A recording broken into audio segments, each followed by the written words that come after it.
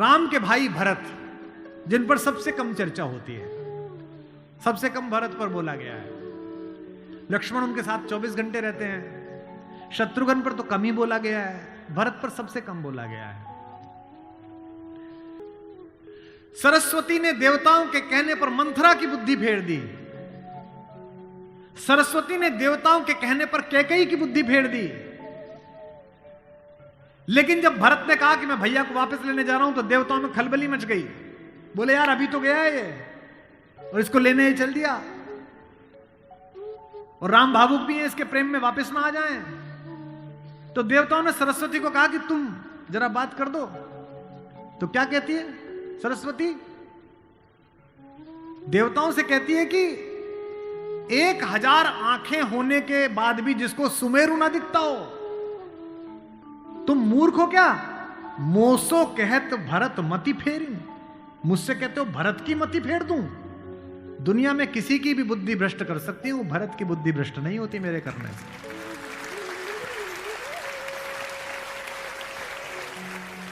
भरत जब भैया को ढूंढते हुए निकले तो पूरे खानदान को लेकर निकले। भरत ने कहा किसी की तो मान लेंगे, कौशल्या की मान लेंगे, ससुर को भी लेकर गए। जब पहली रात भरत वहीं रुके जहां राम रुके थे, भरद्वाज के आश्रम में। सुबह चलते समय भरत संकोच में थे, तो भरद्वाज ने कहा कि राजन, क्योंकि राजा हो चुके थे, आपके चेहरे पर संकोच है। तो भरत ने डरते हुए कहा कि महर्षि मैं डरा हुआ हूं, मेरी मां ने इतनी बदतमीजी की बात कर दी, मैं बाहर था। भरत को नहीं बताया गया था कि पिता दिवंगत हो गए, पता है आपको ये बात थी? भरत को संदेश भेजा गया था तो उसमें यह नहीं कहा गया था कि पिता एक्सपायर कर गए, यह कहा गया था कोई इमरजेंसी है, घर आओ। अयोध्या के बाहर नंदीग्राम में इनके पूर्वजों का एक मंदिर था, जहां इनके पूर्वजों की प्रतिमाएं लगी हुई थी, मानधाता की, दिलीप की, रघु की, अज की, नहुष की। वहां भरत रास्ते में रुके अपनी सेना के साथ पूजन करने के लिए कि पूर्वजों का पूजन कर लूं, पुरखों का। पुरोहित ने हाथ में थाली दी, तो पहले इसका पूजन प्रथु, जो सबसे पहले जिनके कारण ये पृथ्वी कहलाती है, इनके घर के, फिर मानधाता का, फिर राजा बलि का जिन्होंने अपना मांस दे दिया था, रंतिदेव का। पूजन करते करते अज, रघु, दिलीप तक आए, और जैसे ही उन्होंने अगली मूर्ति देखी तो देखी पिताजी की मूर्ति। तेज तो थे ही, उन्होंने पुरोहित की तरफ देखा कि ये क्या? पुरोहित की आंख में आंसू, उसने कहा कि महाराज नहीं रहे, और भरत के हाथ से थाली छूट गई। भरत ने कहा मुझे किसी ने बताया क्यों नहीं कि पिताजी दिवंगत हो गए, क्या हुआ था? बोले राम को वनवास मिल गया। भैया को वनवास क्यों मिल गया? आपकी मां ने मांग लिया। भरत घोड़ा दौड़ाते हुए अयोध्या तक पहुंचे, रोते हुए। सोच के देखिए, भरत जैसा भाई, भ्रातृत्व में राम किसी का उदाहरण नहीं देते, लक्ष्मण का भी नहीं देते।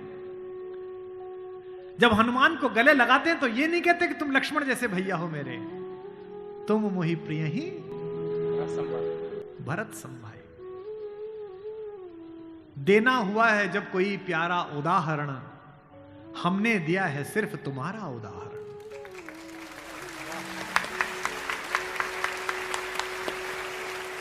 तो भरद्वाज से भरत ने पूछा कि भैया मुझे माफ तो कर देंगे ना? मैंने इतनी बड़ी गलती की, एक ऐसी गलती जो भरत ने की नहीं, उसके पश्चाताप में है भरत। मां ने इतनी गलती की, मुझे माफ तो कर देंगे? भरद्वाज ने कहा हे राजन, मुझे पता नहीं कि तुम्हारे बड़े भाई तुम्हें कितना प्रेम करते हैं या नहीं, लेकिन जब वो यहां से जा रहे थे और सुबह के समय उन्होंने गंगा पार करने के लिए पुरोहित को बुलाकर स्वस्ति वाचन का मंत्र किया, तो बड़े खुश थे, प्रसन्न थे कि मैं वनवास पे जा रहा हूं, चेहरे पे मुस्कुराहट थी। लेकिन पुरोहित ने हाथ में जल दिया, और जैसे ही पुरोहित के मंत्रों के बीच में निकला कि जम्बू द्वीपे भरत खंडे, और जैसे ही भरत सुना, राम के हाथ से जल गिर गया और वो जमीन पर गिर पड़े और हाय भरत चिल्लाने लगे। इतना प्रेम तुम्हें राम करते हैं।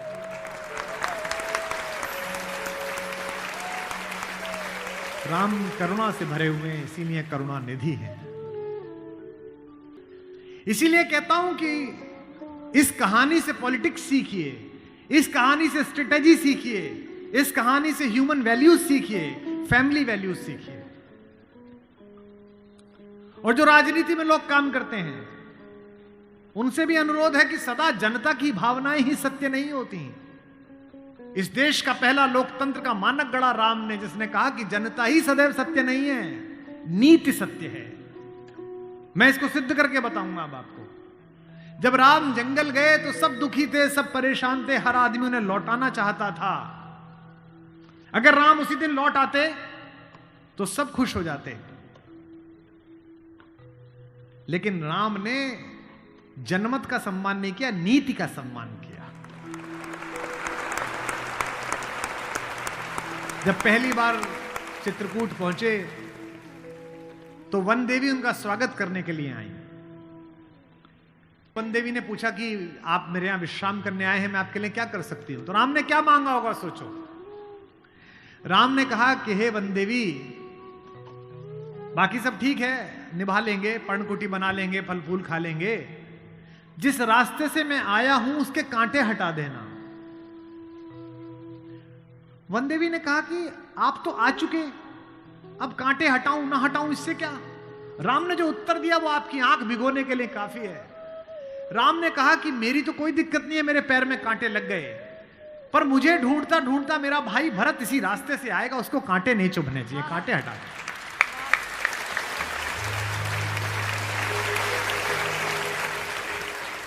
तो वन देवी को जिज्ञासा हुई। वन देवी ने कहा कि यथाज्ञा पयति महाराज, हे महाराज, आपने जो आज्ञा दी मैं कर दूंगी। एक छोटी सी मेरी जिज्ञासा है,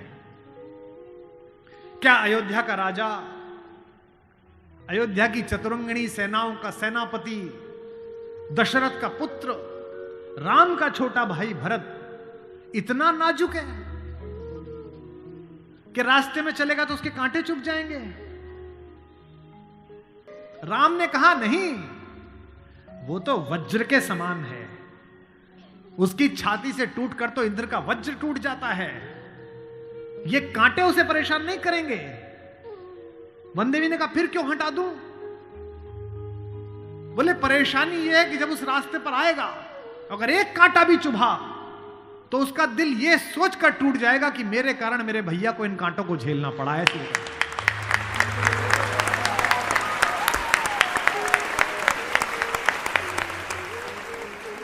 बिना चप्पलों के भरत चले, और जब चले तो भाई मृदु भूमि सकुच मन मन ही, भूमि भी संकोच से भर गई।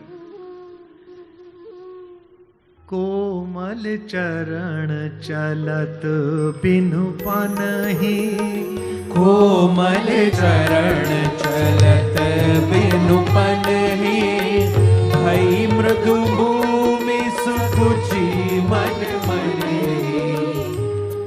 इसका मतलब ये है कि भगवान स्वयं कष्ट सह सकते हैं, पर जो उन्हें प्रेम करता है वो कष्ट सहे ये उन्हें स्वीकार नहीं।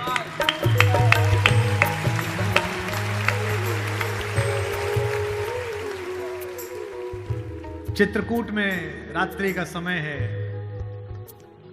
चांदनी खिली हुई है, चंद्रमा निकला हुआ है। ये वो पल था जहां से राम की कहानी पलट सकती थी।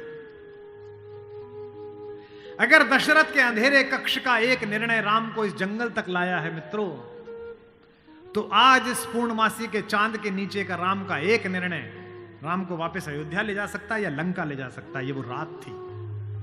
मुझसे कोई पूछता है कि राम कथा की सबसे महत्वपूर्ण रात्रि कौन सी है? जिस दिन लक्ष्मण को मूर्छा आई वो भी महत्वपूर्ण नहीं थी, क्योंकि पता था कि बच जाएंगे। जिस दिन सीता का अपहरण हुआ वो रात्रि भी महत्वपूर्ण नहीं थी।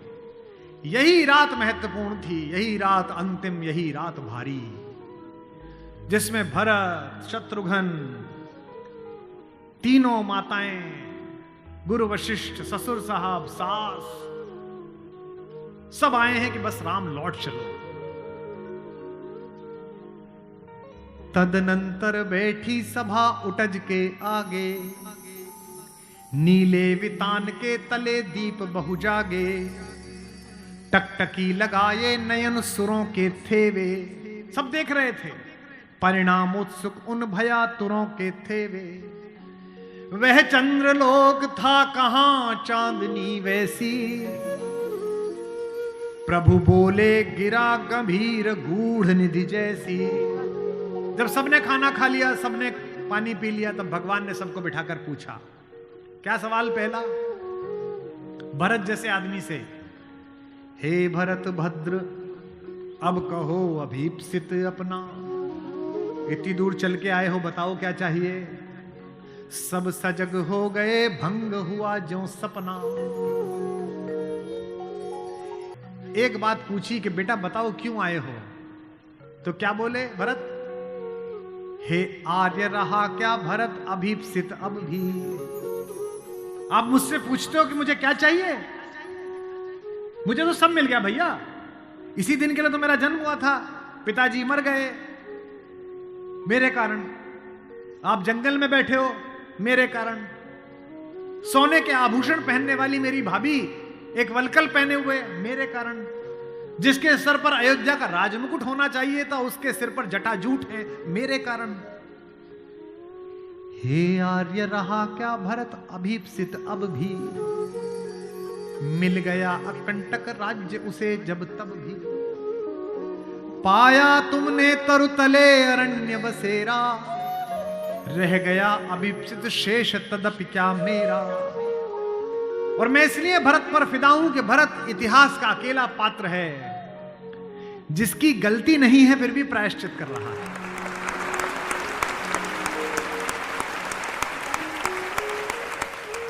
भरत अकेले हैं जिनकी कोई गलती नहीं है, उनकी मां की गलती है और वो प्रायश्चित कर रहे हैं। यहीं से राम का लोकतंत्र प्रारंभ होता है। कैसे? पूरी अयोध्या सोचती है कि कैकेयी अपराधिन है। राम उस रात दो काम करते हैं। भरत को लोकतंत्र का मंत्र देते हैं और कैकेयी को स्वीकार करके क्षमा का मंत्र देते हैं। उन्हें पता था कि अगर भरत लौट भी जाएगा तो जीवन भर मां से बात नहीं करेगा, पूरी अयोध्या इनके नाम पर नाराज रहेगी। इसलिए जब तीनों माएं पहुंची हैं, प्रथम राम भेंटी कैकेयी। राम ऐसे थोड़ी है कि हायरार्की नहीं जानते हो कि पहले अपनी बड़ी मां का प्रणाम करें, फिर सुमित्रा का प्रणाम करें, फिर कैकेयी का प्रणाम करें। उनको पता था कि कैकेयी के बारे में लोगों के मन में अच्छी धारणा नहीं है।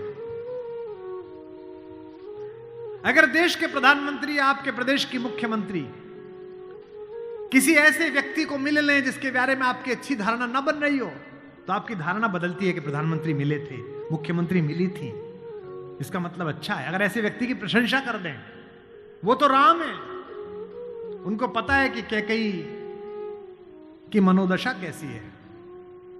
और कैकेयी खुद कहती भी है, कहती है बेटे मुझसे जो अपराध हुआ है वो किसी से नहीं हुआ है। कहते आते थे अभी सभी नरदेही, माता न कुमाता पुत्र को पुत्र भले ही। पर हाय आज यह सुने विरुद्ध विधाता, है पुत्र पुत्र ही बनी कुमाता माता। क्या कहती हैं? युग युग तक चलती रहे कठोर कहानी, थी रघुकुल में भी एक अभागिन रानी। थूके मुझ पर त्रैलोक्य भले ही थूके, जो कोई कह सके कहे क्यों चूके। लेकिन एक बात मांगती हूं राम तेरे दरबार में, छीने न भरत का किंतु मातृपद मुझसे, रे राम दुहाई करूं और क्या तुझसे।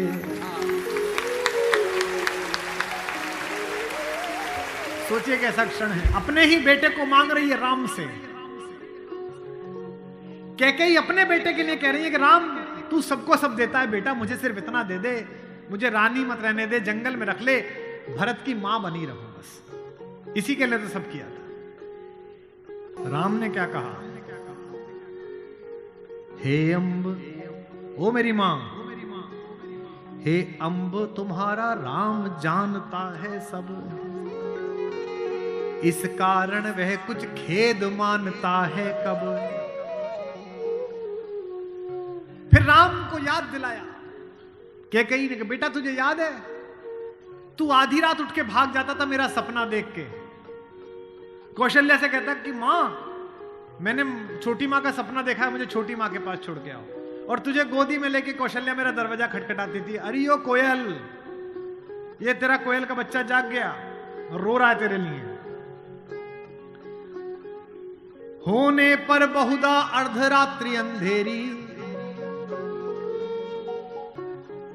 होने पर बहुधा अर्धरात्रि अंधेरी, जी जी आकर करती पुकार थी मेरी। लो कुहुकुनी, ओ कोयल, लो कुहुकुनी तेरा कुहुक राम यह जागा। लो कुहुकुनी अपना कुहुक राम यह जागा। निज मंझली मां का स्वप्न देख उठ भागा। होने पर बहुधा अर्धरात्रि अंधेरी,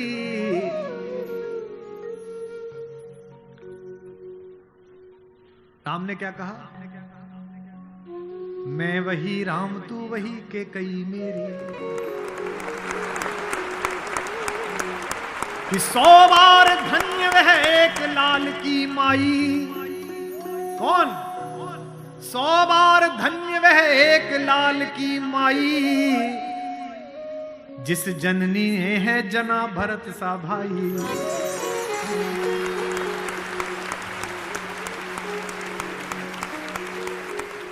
पागल सी प्रभु के साथ सभा चिल्लाई। 100 बार धन्य वह एक लाल की माई। 100 बार धन्य वह एक लाल की माई। 100 बार धन्य। कौशल्या से लेकर जनक तक सबका बहुमत राम को लौटाने का था, लेकिन राम नीति के साथ रहे, जनमत की उपेक्षा नहीं है। भरत जैसा भाई पाना, लक्ष्मण जैसा भाई पाना, कैसे कैसे चरित्र हैं भाई। एक भरत की पत्नी है मांडवी, उनका जिक्र नहीं होता। एक हमारी मां और है उर्मिला, उसका जिक्र नहीं होता। उर्मिला का कलेजा देखिए, मांडवी का कलेजा देखिए। जिस दिन लौटने के बाद भरत ने राज्य संभाल लिया, भाई की पादुकाएं रखकर सिंहासन पर, कौशल्या जाग रही थी। उन्होंने देखा कि ऊपर कोई घूम रहा है, कोई छाया घूम रही है महल में, अंतःपुर में। तो वो ऊपर गई तो देखा मांडवी घूम रही थी, भरत की पत्नी। तो कौशल्या ने पूछा कि बेटा तू सोई नहीं? उसने कहा हां मां मैं अभी जाग रही हूं। भरत सो गया होगा बेटा, तो उसके कक्ष में चली जा। तो कौशल्या से मांडवी ने कहा कि मां वो तो है ही नहीं यहां। कहां गया? बोले उन्होंने कहा कि भैया जब तक जमीन पे सोएंगे, भैया जब तक जंगल में रहेंगे, मैं महल में नहीं रहूंगा। वो अयोध्या के बाहर जो नंदीग्राम दिखता है ना, वहां दूर, वहां उन्होंने कुटिया बना ली है, प्राइम मिनिस्टर ऑफिस वहीं बना लिया, वहीं फाइल मंगाते हैं। तुझे नहीं ले गया? संकोच में पड़ी हुई मांडवी ने कहा मां मैंने तो कहा था आप जंगल में अकेले कैसे रहेंगे कुटिया में, मैं सेवा कर दूंगी, ले चलो। उन्होंने कहा नहीं, भाभी राम भैया के साथ चली गई हैं, तीनों माओं को देखने के लिए कोई नहीं है, तुम यहीं रहो, उनकी जिम्मेदारी हम पर है। कौशल्या ने कहा कि बेटा सो जा। बोले मां वो उनकी कुटिया दिख रही है, उसमें अभी दीपक जला हुआ है, यानी कि वो अभी काम कर रहे हैं। एक बार वो दीपक मंगल हो जाए, अंधकार हो जाए तो मैं भी जाकर सो जाऊंगी, ऐसी मान।